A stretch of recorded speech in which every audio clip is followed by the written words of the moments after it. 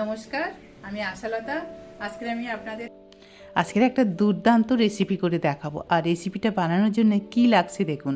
শুকনো লঙ্কা নিয়েছি, জিরা, ধনে 2 চামচ নিয়েছি, আর টমেটো নিয়েছি এখানে 2টো। এবার এটা ভালো করে একটা পেস্ট বানিয়ে নেব। এদিকে সর্ষের তেল গরম করে তাতে আলুগুলো ডুমো ডুমো করে কেটেছি। এটা খুব ভালো করে ভেজে নেব, নরম করে একদম ভেজে নেব। যতক্ষণ না গোল্ডেন কালার হচ্ছে ততক্ষণ এটা ভেজে নেব। আর দিয়ে দেবো রঙের জন্য একটু হলুদ আর স্বাদ মতো নুন দিয়ে এটা গ্যাসটা একটু স্লোতে রেখে, মিডিয়াম টু স্লোতে রেখে এটা ভাজতে হবে।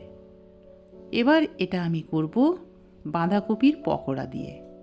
তো বাঁধাকপির পকোড়াটা কিভাবে বানাতে হবে যদি আপনারা দেখতে চান তো কমেন্ট করে জানাতে পারেন। তো যাই হোক, এই বাঁধাকপির পকোড়া দিয়ে আমি এই রেসিপিটা করব। তো আলুগুলো প্রায় ভাজা হয়ে গেছে, একটু গোল্ডেন কালারও হয়ে গেছে, আর প্রায় সিদ্ধ হয়ে গেছে। 80% মতন এখানে আমি সিদ্ধ করে নিচ্ছি। নিয়ে এবারে আলুগুলো তুলে নেব।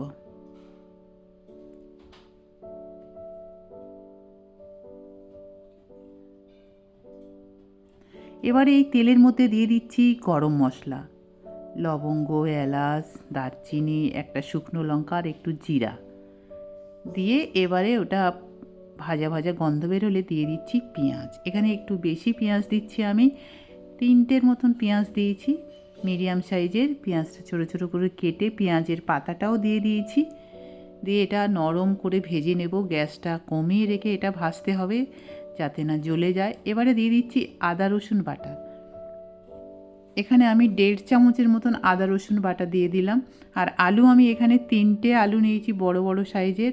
আর এখানে এই বেটে রাখা পেস্টটা, যেটা জিরা, ধনে আর টমেটোর পেস্টটা দিয়ে দিলাম। দিয়ে খুব ভালো করে এটা কষে নেব। আর দিয়ে দিচ্ছি হলুদ, আর দিয়ে দিচ্ছি কাশ্মীরি চিলি পাউডার। এটা দিলে ঝাল হবে না, কালার হবে। তো যাই হোক, এটা দিয়ে ভালো করে কষে নেব।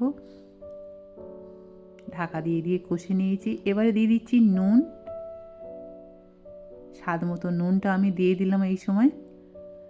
দিয়ে আবার খুব ভালো করে এটা কষে নেব।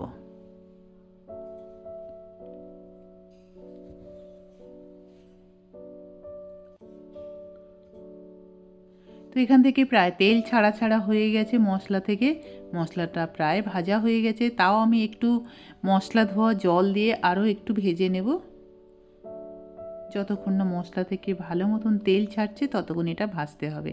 আর গ্যাসটা কিন্তু কমিয়েই রাখতে হবে। তো এবারে দেখুন মশলা থেকে তেল ছেড়ে দিয়েছে, তেল বেরিয়ে গেছে। এবারে ভেজে রাখা আলুটা আবার একটু মশলার সাথে ভেজে নেব।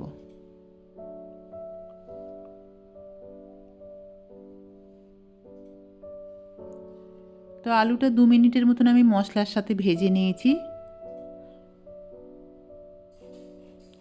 আর দিয়ে দিচ্ছি একটু কাঁচা লঙ্কা। কাঁচা লঙ্কা দিলে কাঁচা লঙ্কার একটা ফ্লেভার খুব ভালো লাগবে।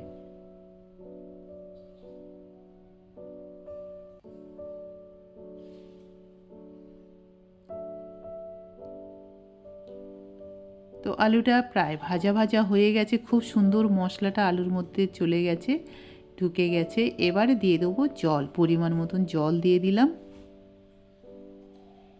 এই রেসিপিটা একটু মাখা মাখা হবে, হলে তাহলে খেতে খুব ভালো লাগবে। এবার এটা ঢাকা দিয়ে রান্না করব। তো দেখুন খুব ভালো ফুটে গেছে, আলুগুলো খুব সুন্দর সিদ্ধ হয়েছে। এবারে দিয়ে দেব এই বাঁধাকপির পকোড়াগুলো।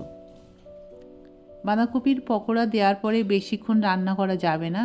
বেশিক্ষণ রান্না করলে পকোড়াগুলো ঘেঁটে যেতে পারে। সেই জন্যে 2 মিনিট 3 মিনিটের মতন রান্না করতে হবে ঢাকা দিয়ে।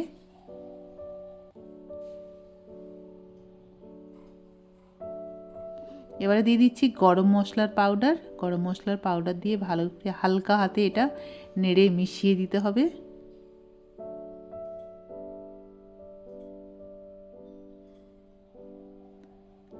তো এটা মেশানো হয়ে গেছে। আমার এই রেসিপি একদম রেডি। এবারে এইটা ভাত, রুটি, লুচি, পরোটা যার সাথে খাবেন অসাধারণ খেতে। অবশ্যই আপনারা একদিন বানাবেন। আমার এই রেসিপিটা যদি আপনাদের ভালো লাগে তাহলে লাইক করবেন, শেয়ার করবেন, সাবস্ক্রাইব করবেন আর আমার বেল আইকনে ক্লিক করবেন, তাহলে নতুন নতুন ভিডিওর সাথে আপনারা আপডেট থাকতে পারবেন। নমস্কার।